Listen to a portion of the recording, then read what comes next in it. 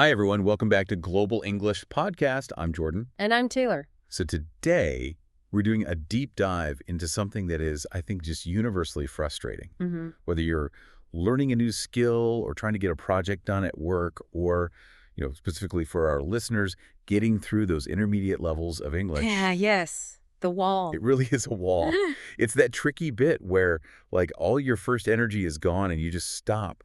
One of our sources today, it just captures it so perfectly. It describes that feeling when life feels like it's moving forward, but we're standing still. That is the dreaded plateau. It's absolutely real. And, statistically, that's where motivation just tends to fall off a cliff, especially with language learning. Yeah. Our source material, which comes from a bunch of successful course transcripts and learning blogs, it really identifies this danger zone. It's that time when, a few missed days turn into a few weeks. And then consistency just disappears. It just melts away. Well, today, we are going to tackle that mental roadblock head on.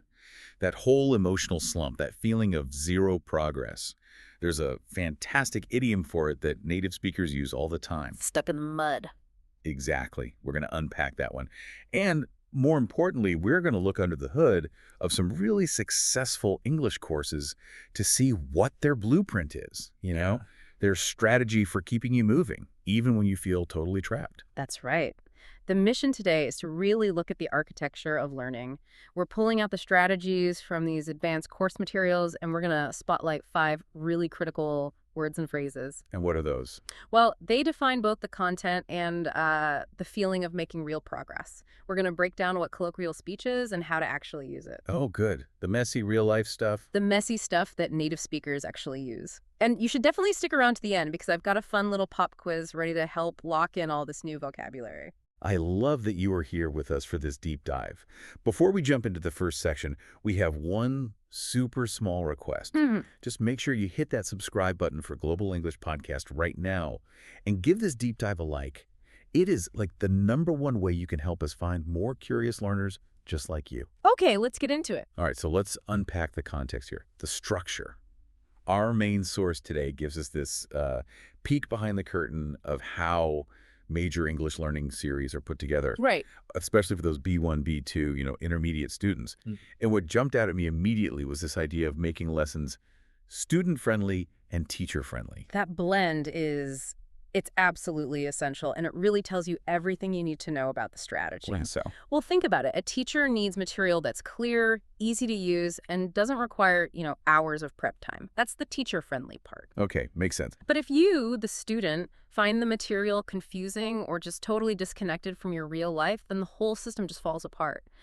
So student-friendly means it's got to be clear, relevant, and what else? And this is the critical part. It has to give you opportunities for autonomous learning on your own.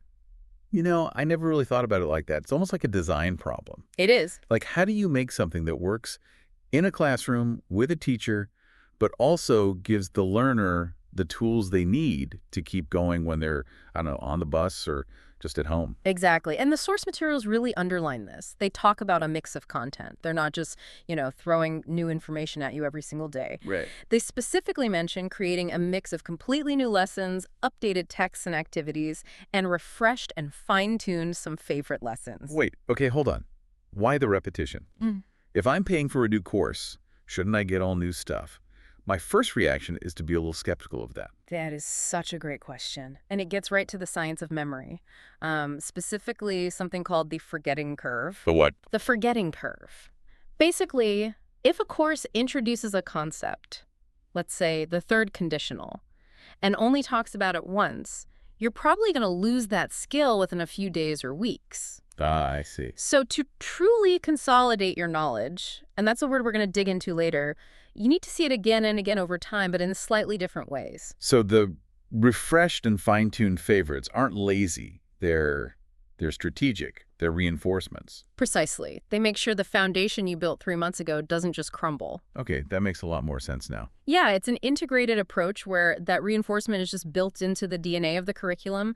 The books try to cover everything equally: reading, writing, listening, speaking. But the real magic is in the tools they give you for practice outside of class. Right. This is where it goes from just sitting and listening to actually doing. Yes, from passive reception to active skill development. And that must be why there are so many different parts to these courses. I'm looking at the list here. It's not just a book. There's the workbook, there's online practice, something called an eye checker, and even special apps. It's like a whole arsenal of study tools. It is.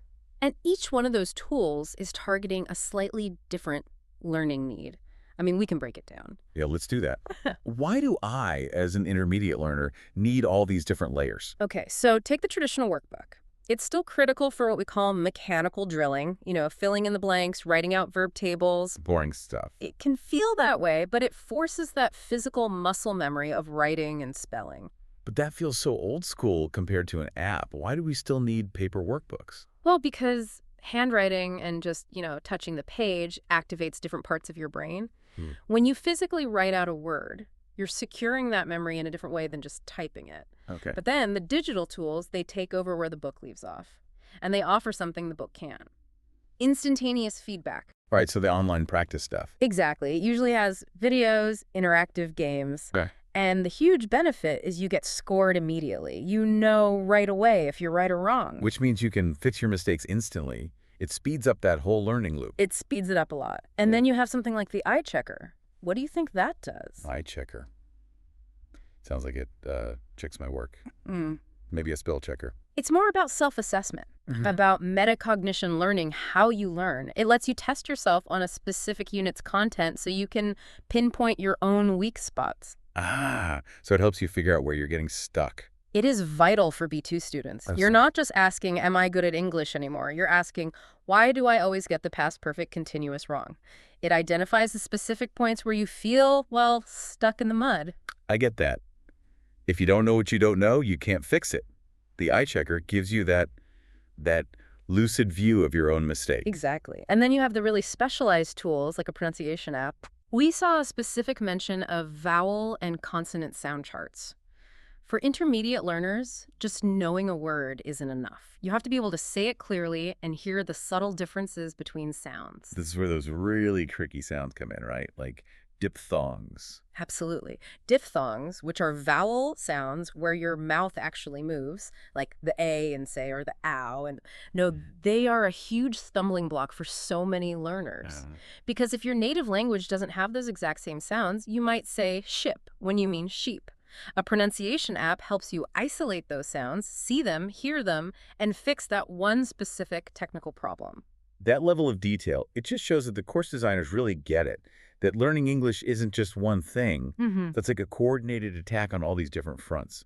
Grammar practice, vocabulary review, and even like physical stuff like how you move your mouth. And this brings us perfectly to the most important psychological leap for an intermediate student.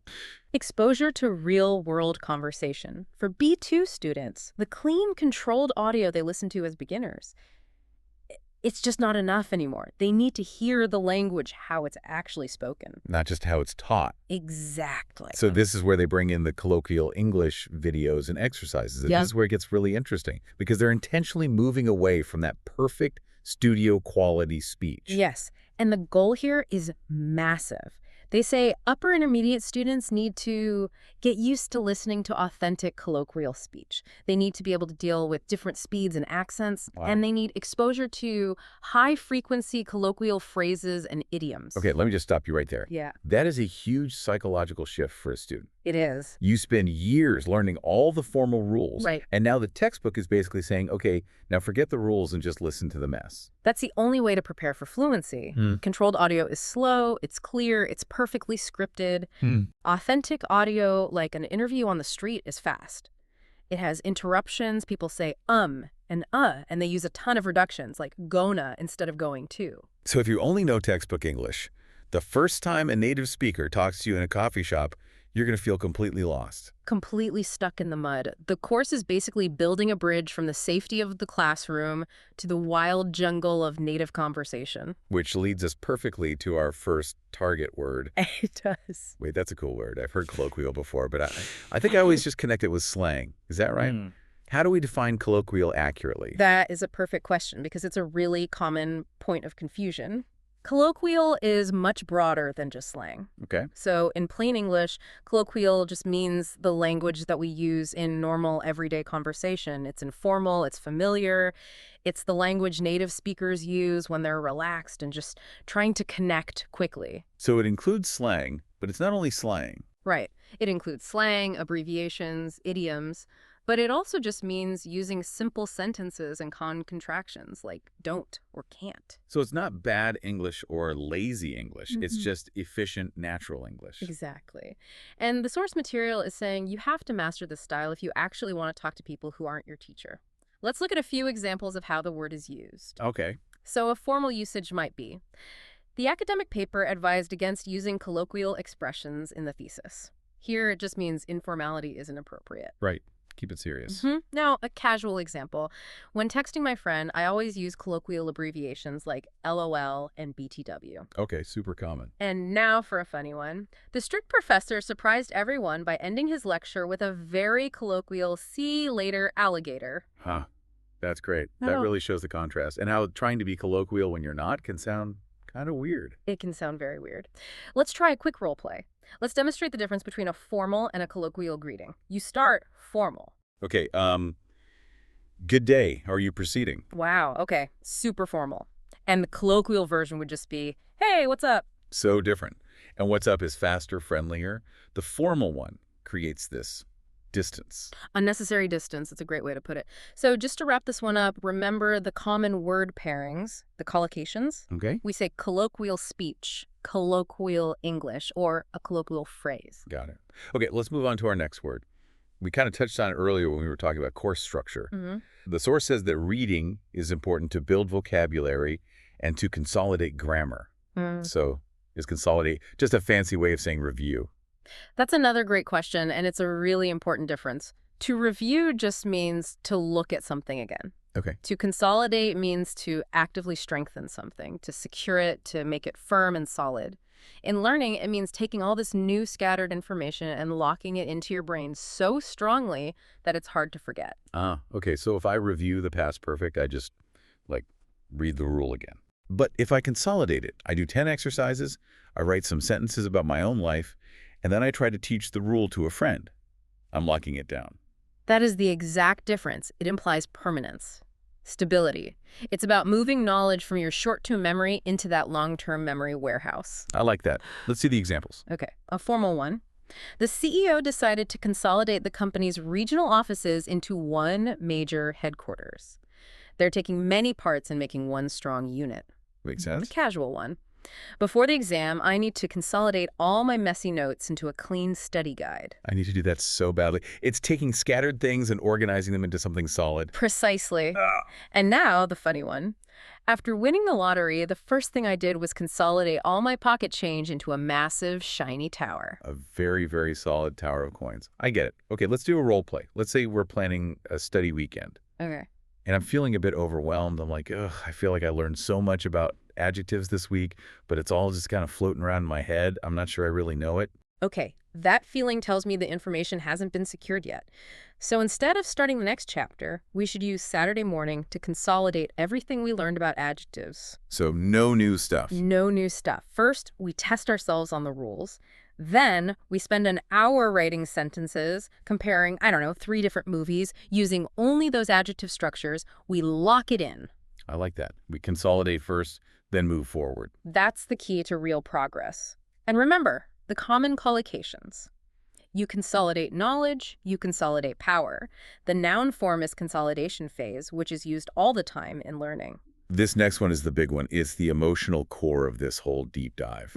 We talked about that stuck in the mud feeling where everything around you seems fine, but inside you feel lost.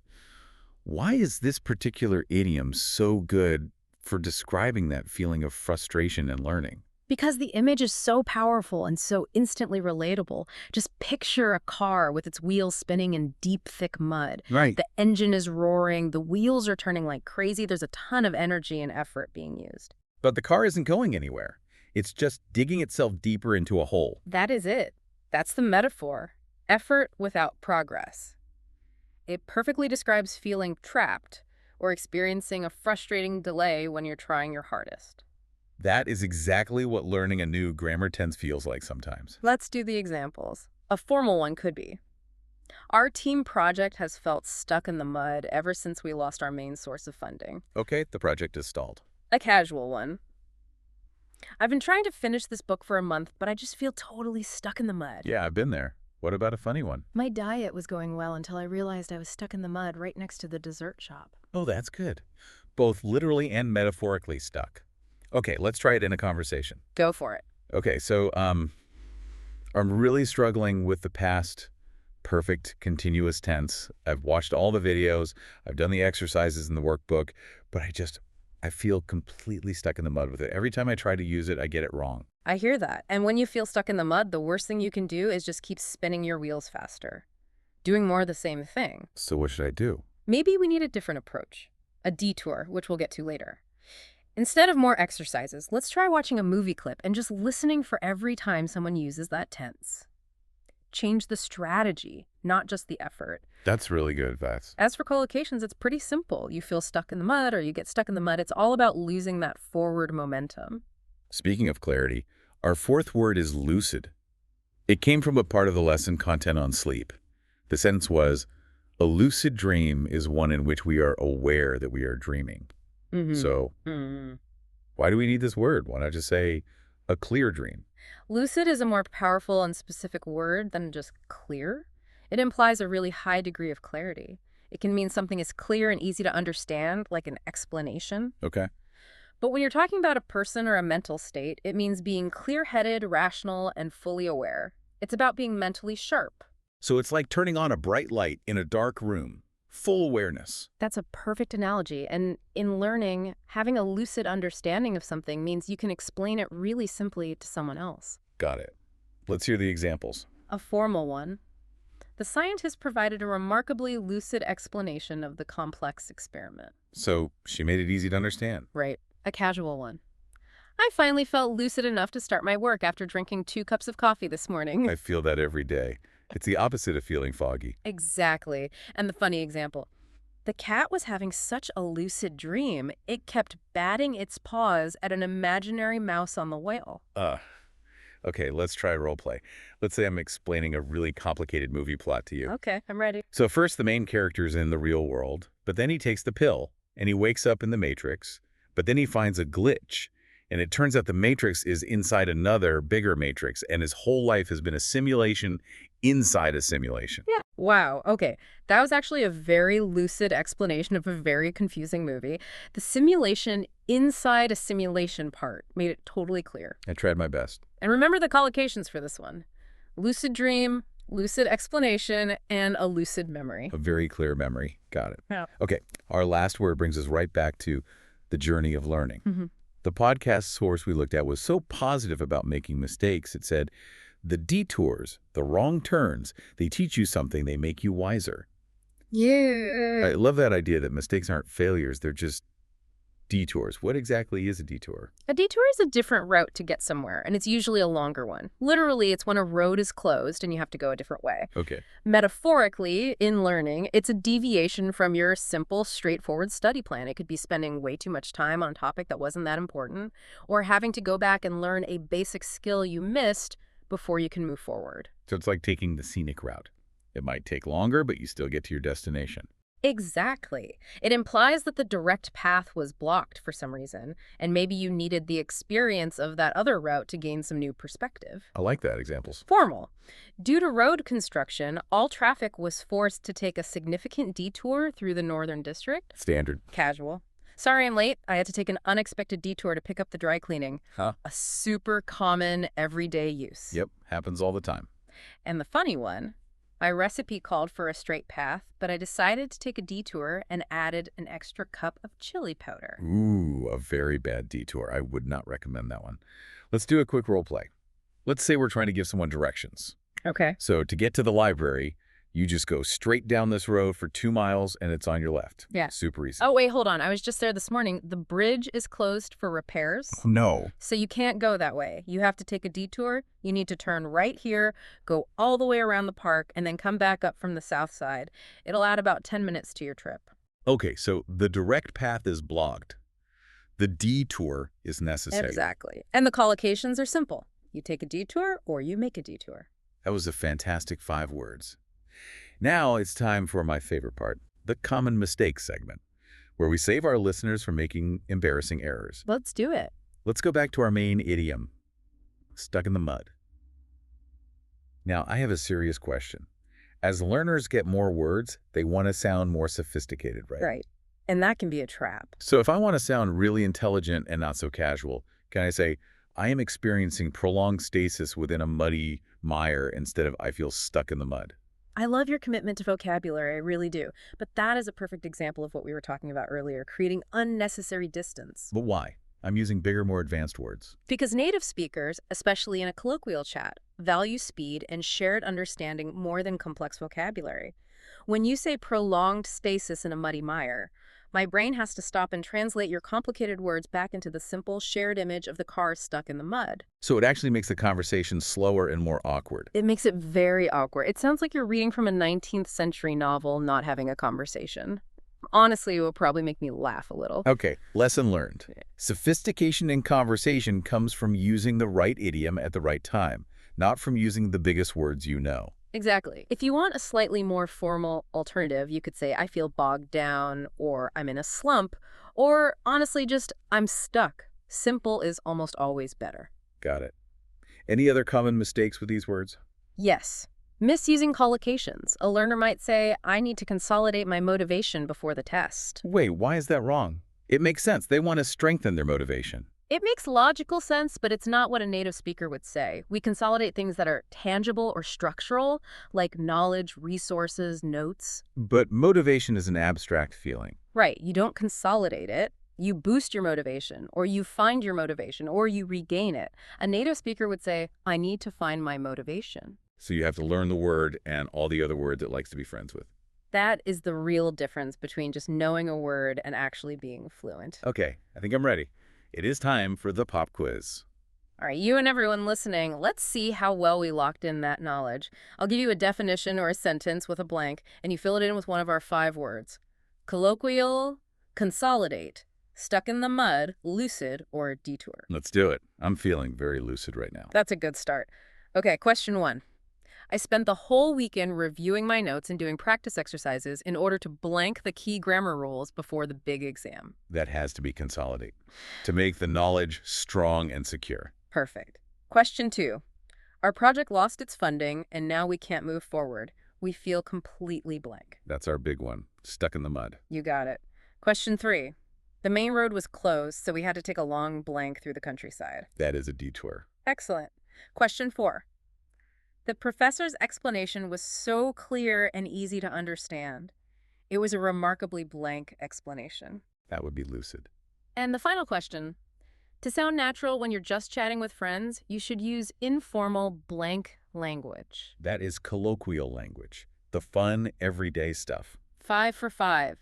You have officially consolidated this vocabulary. Yes, that was actually a really great way to review everything. So if we just summarize the 3 most important words from today, I'd say we focused on colloquial. That's the natural, informal language you need to sound authentic. And we talked a lot about how to consolidate your knowledge. True learning means making things permanent, not just looking at them once. And finally, that incredibly useful phrase for describing frustration, stuck in the mud. Knowing that phrase can help you explain your problem and figure out when it's time to take a detour. We really hope this deep dive gave you some new tools, not just for your vocabulary, but for thinking about your whole learning strategy. And now for your micro-challenge for the week. We want you to try to use either the word colloquial or the phrase stuck in the mud when you're talking about your English progress. Yeah. Talk to a friend or even just write it down in a journal. Where do you feel stuck? What's the difference between the formal and the colloquial English you heard this week? And let's end on that really powerful idea from our source material. The path to fluency. It isn't a straight highway. It's a complicated road, and sometimes it's not even paved. There are going to be delays. There will be times you feel stuck, and you have to take a detour. Maybe even go backwards a bit to learn something you missed. But remember, those detours, those wrong turns, they teach you something. They make you a wiser, more adaptable learner. The most important thing is just to keep showing up. Mm-hmm. You showed up today. You invested this time to secure this knowledge, and that really counts. It's something worth celebrating, not with fireworks, just with kindness. So be kind to yourself when you're on those detours. Be kind to yourself, keep learning, and keep growing. I'm Jordan. See you next time. And I'm Taylor.